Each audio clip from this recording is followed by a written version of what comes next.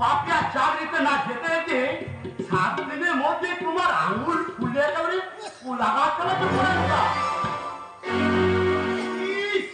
মাঝে কি ফুর্তি! এই দেখো শালা পরেশের পরনে আর ঘরের টানা দুটি ওটা কি লেস খেলার পুঁথি? শালা জুতিয়ে তোর মুখ ভেঙে দেবো। যা যা বাড়িতে বেরিয়ে যা। আজ আমি এমনি বেরিয়ে ঝামেলা করেতাম। পাপিয়া যেখানে চাকরি করতে গেছে সেখানে ঠিকানাটা আমি আজ নিয়ে যাবো।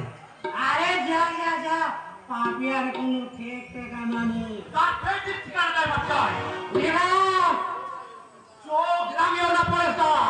পাপিয়ার ঠিকানা তোমাকে দিতেই হবে। আমি আজ তার সঙ্গে দেখা করবো। দেখা করবি? হ্যাঁ হ্যাঁ, দেখা করবো। তারপর তার কাছ থেকে আমি জেনে নেবো সে আমার ভালোবাসার দাম সে কিভাবে শোধ করবে। আরে শুন রে শালা, তোর ভালোবাসার মালটা না এখন ওই রূপের গোসলে রাখতে কুচি সুসা। তোমার এই সর্বনাশা পথ তুমি ছেড়ে দাও পরের দাম। পাপিয়াকে দিয়ে গিয়েছো। ওকে আর চাকরি করতে হবে না।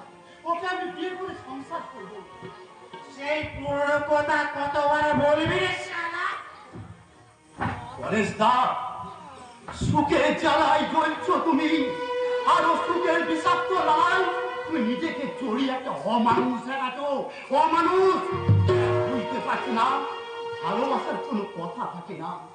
প্রেম চিরকালই পুরনো পথে প্রবাহিত হয়।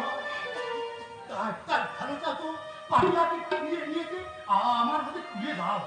হাতটা আমি ভেঙে গুলে দেবো জানো? বলছেন তবে কোত্তার বাচ্চা, তাহলে দেখ কেমন করে তোর ঘাড় ধাক্কা দিয়ে বাড়ি থেকে তাড়িয়ে দিয়ে।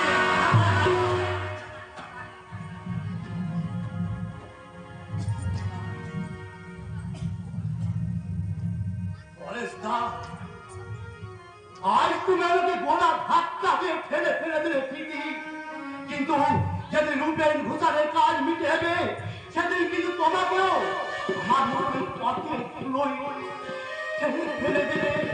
আর সেদিন কিন্তু আমি তোমার চাইতে অনেক করে হারবো। হ্যাঁ হ্যাঁ, আমি অনেক বড়